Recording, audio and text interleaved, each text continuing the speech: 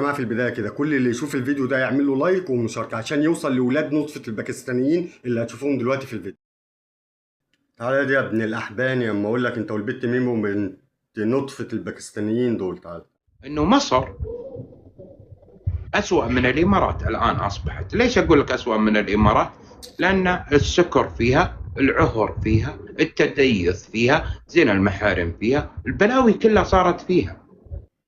يا ابن الأحباني اما أقول لك أنتوا عندكم الرجالة لا مؤاخذة مع بعضها قوم لوط عندكم أكتر من حبات الرز عندنا. تمام؟ أقسم بالله وشهادة حق أتحاسب عليها قدام ربنا إن أنا وأنا في السعودية كان راجل من عندكم عايزني لا مؤاخذة اديله الخازوق، بس انا للاسف انا ماليش في الكلام ده، ماليش في الخشن.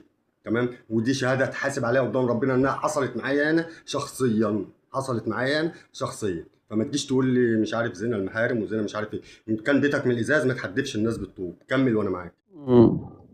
تقدر تنكر الشيء هذا ولا بتطالبني دليل؟ طب دي مناطق سياحية. بتطالبني دليل؟ لا انت لا، دي تطالبني مناطق، دي أماكن سياحية، دي أماكن سياحية. اسمع أحمد، أنا طالبتك أول بدليل. أنت دي قلت وصفت إنه دي بنات أماكن سعودية، تقول جيب سياحية، الدليل. أنا بتكلم معاك، دي أماكن أحمد سياحية، الناس ركز. مش هتروح أماكن سياحية عشان تلبس جلاليب. أحمد أنت قلت بنات سعودية، طلع دليل أو أنا راح أطلع دليل على بنات مصر. على انا يا ابن الاحباني انا هوريك بنات السعوديه عاملين ازاي، الا من رحم ربي. كل مكان يا جماعه فيه الحلو والوحش، احنا ما بنقولش اي حاجه، ولكن احنا بنرد على الاشكال بنت 60 تيت اللي هم دول. كان دي ولا اللي هي جايه بعد دول اللي اسمه ميمو اللي هي هتطلع دلوقتي معاه بنت نطفه الباكستاني اللي انا قلت لك عليه. تعالى يا حبيبي اما اوريك البنات السعوديه. تعالى. من راسياسية إلى روساسية والشريك المحبة ملفاته ما سيبك من المفخات دي، خد دي.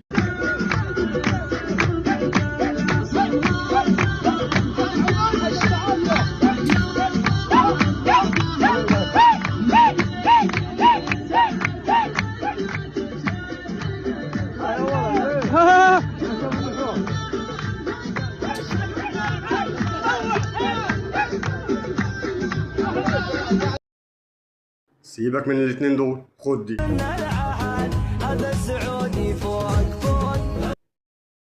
لو عايز تاني فيه، بس احنا مش فاضيين. تعال شوف الدنيا بنفسك. فضيحة كويتين. عليكم السلام. اسكت، بتكلم يا احمد، اص ولا كلمة.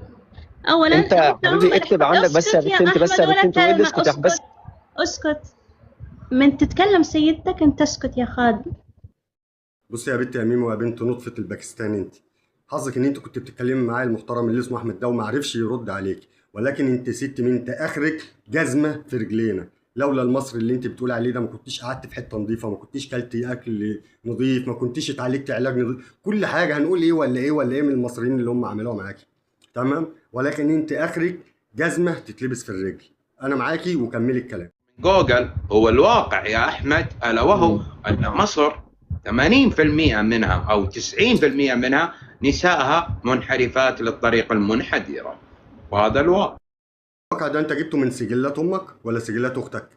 خلي بالك انا ماسك نفسي بالعافيه، وفي الفاظ انا ممكن اقولها للي خلفتك، ولكن احتراما للناس المحترمه اللي بتشوف الفيديو انا مش عايز اغلط فيك اكتر من كده، واحتراما للشعب السعودي المحترم مش عايز اغلط اكتر من كده، ولكن هتمادى مع اللي خلفت امك. تمام؟ الست المصريه او البنت المصريه شبشبها برقبه مليون واحد زي حالات اللي خلفتك. اولا بالاحصاءات الفسايخة الاول عالميا التحرش الاول عالميا السنة ذي بعام 2026. اول دولة عالميا بالتحرش هي الفسايخة، عندهم نسبة 80% علاقات محارم. يعني هقول ايه على واحده بنت احبه زي حالاتك؟ هقول ايه على واحده ابوها باكستاني او هندي او مصري؟ اقول ايه يعني؟ انا في الفاظ انا المفروض اقولها لك، بس احتراما للشعب المصري الاول وللشعب السعودي المحترم ثانيا. بس هقول لك على حاجه، تعالي شوف الحريم بتوعكم. اوه فين رايح؟ فين رايح؟ ايه كان الزول اللي عرفت اللي تغطي يا مرة. انا مو تري قدام، توصلوني يمين يسار يمين. تنزل يا ولد يا عيال. والله العظيم انتوا نفسكم حلوه قوي. اهو ده سوداني منتن واخد 3 4 سعوديات خرفان ورايحين يلعبوا احي مع بعض. سالتيش نفسك هم رايحين يعملوا كده ليه؟ مش لاقيين رجاله يا عيني، مش لاقيين رجاله، فبيدوروا على الاجانب اللي موجودين جوه المملكه. تمام ولا مش تمام؟ كله بالدليل والفيديوهات اهو، واللي مصور واحد سعودي منكم. دوري على اصلك ايه وبعدين بتكلمي. وشوفوهم بإعلامهم، بالإعلام وبوزارة الصحة نزلوهم، وكلها حقائق، مو زيك تقول والله مسكين جواز السفر، مسكين. مين اللي فاضي تتمشى بجوازها السفر شايلته؟ شوفوني السعودية. الحيحانه دي بتتكلم عشان احمد المصري اللي كان معاهم في اللايف ده، بيقول لهم انا شغال في الامارات وشفت حريم سعوديات بيقلعوا وبيمشوها احمدي. طب عرفت ازاي ان هم سعوديات؟ فبيقول لهم ان انا شفت الجواز السفر بتاعهم. الواد عايز يهرب من الموضوع، مش يهرب، مش عايز يقول ان هو يعني كان معاهم.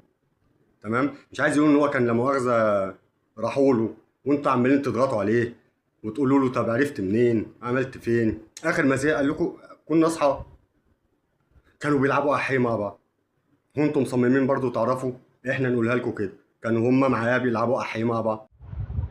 وإذا ما فيكم. السعودية سافرت ورمت عبايتها في دولة، فهذه لأنها مو شايفة رجال في الدولة، شايفتكم خدم، عشان كذا مو شايفتكم شيء. الحيحانه دي بتتكلم عشان احمد المصري اللي كان معاهم في اللايف ده، بيقول لهم انا شغال في الامارات وشفت حريم سعوديات بيقلعوا وبيمشوها احمدي. طب عرفت ازاي ان هم سعوديات؟ فبيقول لهم ان انا شفت الجواز السفر بتاعهم. الواد عايز يهرب من الموضوع، مش يهرب، مش عايز يقول ان هو يعني كان معاهم. تمام، مش عايز يقول ان هو كان لا مؤاخذه راحوا له وانتوا عمالين تضغطوا عليه وتقولوا له طب عرفت منين؟ عملت فين؟ اخر ما زهق قال لكم كنا اصحاب، كانوا بيلعبوا احي مع بعض، وانتم مصممين برضو تعرفوا، احنا نقولها لكم كده، كانوا هم معايا بيلعبوا احي مع بعض. وعشان إن يعني حتى لو كان كلامه صحيح وان البنت السعوديه راحت للامارات عشان تسكر وتنفض عبايتها، ما في الامارات شنب.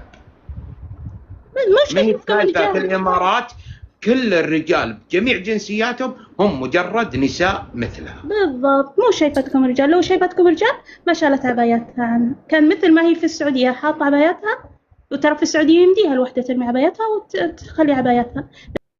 وليه ما تقوليش انها ما بتقلعش عبايتها في السعوديه عشان هي مش لاقيه رجاله؟ وعامة واحده الست ما بتقلعش عبايتها غير لما تكون لا مؤاخذه محتاجه لحاجه وشايفه راجل قدامها. تمام، لكن لما تكون مش مستفاده حاجه وشايفه اللي قدامها خروف او مش هيكفيها يعني والله العظيم ثلاثه عايز اقول كلمه تانية ولفظ تاني بس انا يعني ماسك نفسي. المهم يعني لو هي شايفه ان هي هتستفاد من عندك من الخروف السعودي كانت هتقلع جلابيتها، لكن هي عشان مش لاقيه عندكم رجاله راحت الامارات لقت هناك رجاله فقلعت جلابيتها. الموضوع سهل وبسيط يا جماعه. انا وراكم يا اولاد تربيه الزرايب للنهايه، يا اولاد الباكستانيين والهنود وراكم للنهايه، وهنشوف مين فينا اللي هيخلي التاني يجيب بدل الدموع دم.